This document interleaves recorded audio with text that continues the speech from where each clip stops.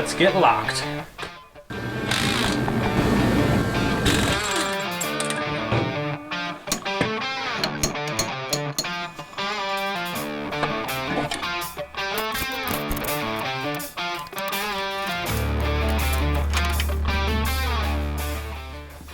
When we're talking about differentials and traction aids, you're basically going to have three options. You have your open differential, which most vehicles come with in stock form.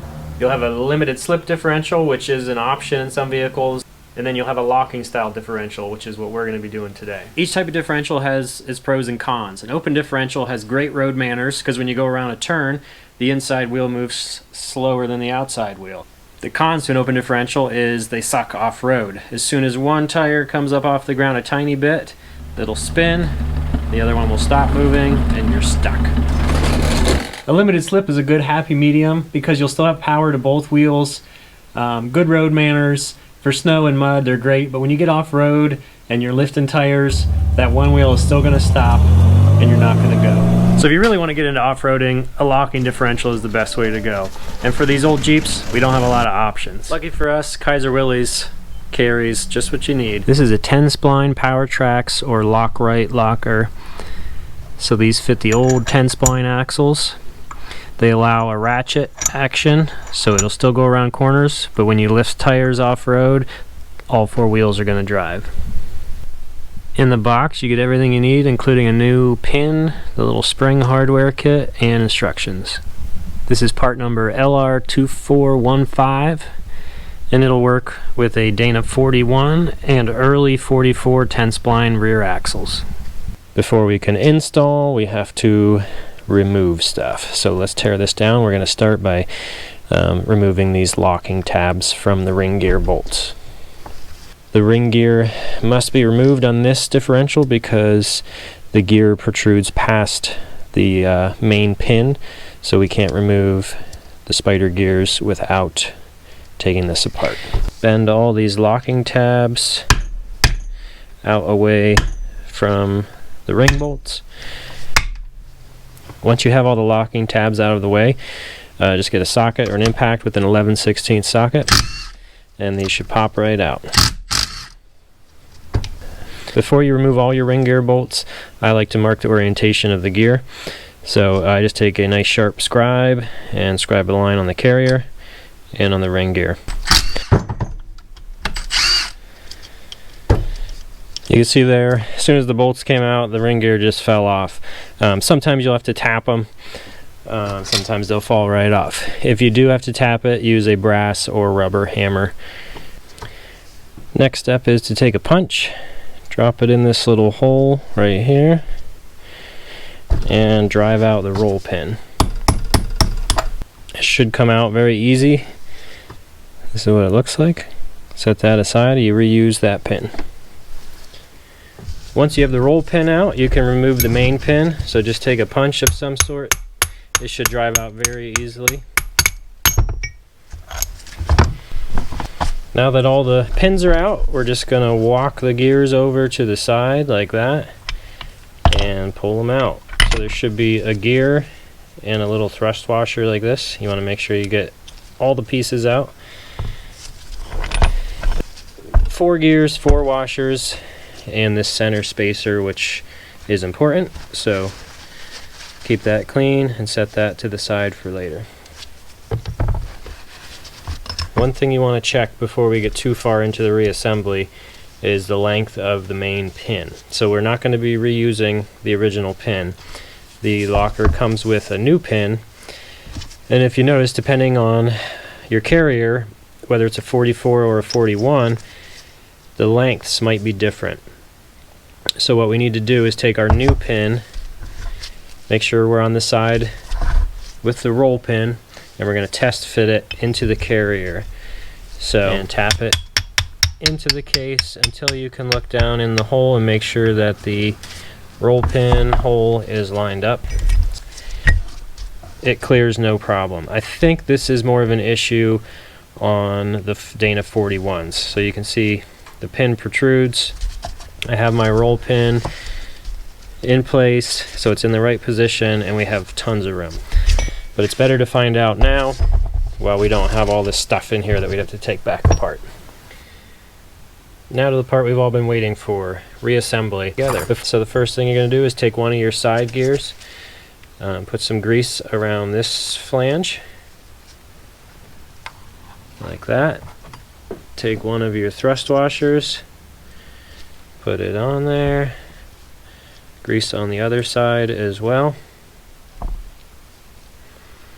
And I like to just set the carrier like this and start on the bottom. So thrust washers in place. First one's done. Take the other one, same deal.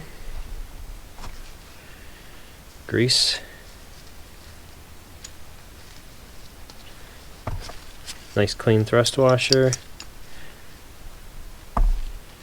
More grease. This is one time when it's helpful that it's really cold out here. So then we're going to take that one and push it up, give it a little twist, and the grease should hold that in place. That's going to make your life a lot easier. Next, you're going to take the side housings with the pin groove in it here, and 4 of your pins, and we're going to insert them in here. Next step is to take this piece and a roll pin covered in grease. You'll notice there's an elongated hole and a round hole. We're going to insert the pin into the elongated hole like that. It should be flush. So if the pin is sticking out, it means you put it in the wrong one. So come around to the other side. There's another one. We're going to get some grease on our pin, slide it in. Okay, so that one is done. Grab the other one. Grab a pin, find the elongated hole, get it greased up good, push it in. Repeat for all 4 pins, slide it in. Those pieces are ready. After that, you take your center spacer, set it in here. You'll know you have it the right direction because these grooves they don't have to line up right now, but you do not want it like this. So make sure the grooves line up. And you're going to line these gears up with the gears in there. This has flats milled on the sides so that it'll fit through the case.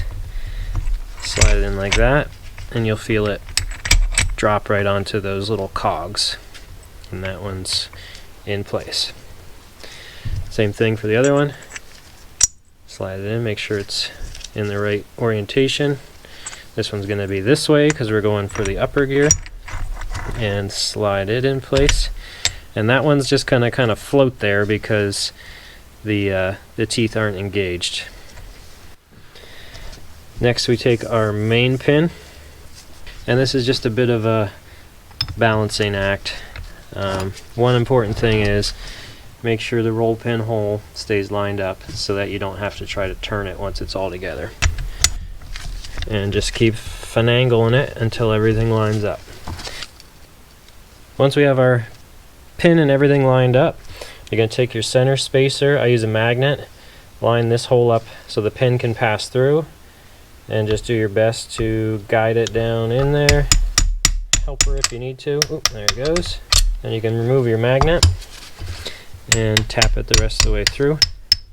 And once all that's done, you can press your roll pin back in. We are almost done. Next up is the springs. So on each corner of this window you'll see our elongated slots with the roll pin that we inserted earlier. So I take a pick and push the pin up into the other side of the housing. And you're going to take, you should have 8 springs. There's 4 small, 4 large. You put the small one inside the large one. It's going to be hard for me to show you. And you push it up into that elongated hole. Be careful they don't go flying. And just get a pick or a screwdriver. And you'll hear them kind of snap in. Just kind of use your finger and your pick. Pop it in there. It's annoying, but it's very doable. Just take your time. Very last step before we install our ring gear is to check the tolerances on this gap. That's the critical dimension to allow these to move and ratchet and lock properly. We want to do this before the ring gear's on in case we have to take it out. The way you would adjust this gap is by getting thicker or thinner thrust washers in here. The recommended dimension is 152 thousandths. So just take a regular micrometer or whatever you have to measure, and we're measuring this distance between the gap. So they would like to see 152 thousandths. I'm at 165 thousandths. We're going to check both sides in a few different spots in case it's not seated in there properly. Yeah, I'm at about 165 thousandths in on both sides. So they give you a range. It should be between 145 thousandths and 170 thousandths. So we're close to the upper range, but we're within spec. So we're good to go. Always check that before you begin your final assembly. As we get ready to reinstall the ring gear, it's really important that you clean out all these surfaces and threaded holes. So get some parts cleaner, get a rag. If there's any burrs on this or the carrier, they need to be filed down. Needs to be super clean. Same way with your bolts. Clean off the threads, make sure they're dry. And if you plan on reusing these little straps, inspect them, because when you fold them down, look how easy this breaks off. Okay, I didn't do anything extra to that. Some of them will be tougher than others. Oop, that one came off too. Once they're folded, they become extremely brittle. So you can reuse the one that's not been folded yet, or I'll put the part number in the description. You can get a new set of straps, new bolts if you want, when you order your locker. So I'll put that in the description. I'm going to use a couple of 4x4s to help me install the ring gear. Once it's seated down into place, we're going to find our two marks that we made earlier and we'll line them up. Once your ring gear is lined up, you can just start putting it back together. I am going to reuse my straps with the old tabs broken off, and I'm also going to use some red Loctite just to be safe. Just go through each one. Some will say this is overkill, that you don't need thread lock with these tabs, but I've had these apart before with the tabs in place, and every single one was finger tight. More so on the 41s than the 44s, but after 70 years, stuff happens. Try to do it evenly and make sure your gap is closed all the way around. The impact gun is just to save time. We're going to torque this with a torque wrench now. Torquing all the bolts down, torquing them to 50 foot-pounds. Once they're all torqued down, go through and bend up these tabs. Here's the finished product, all cleaned up, torqued, and ready to reinstall. It's important that the outer races and the bearing caps go back in the same orientation and on the same side that they were removed from. Once you have the bearing caps in and everything's where it needs to be, go through and torque the bearing caps.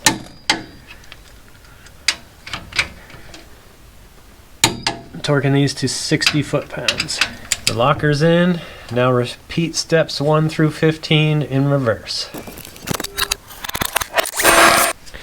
For lubrication, you can just use whatever you normally use. I like the Lucas 90 weight, just regular GL5.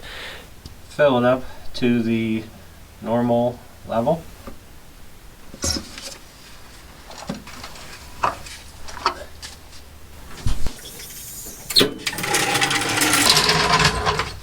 Well, that is it for the locker installation. Let me know if you have any questions. If you want to get your own, check out the link in the description. Go to Kaiser Willys and use code REDEYEGARAGE10 to get 10% off at checkout. So stay tuned for a front locker video, and catch you later.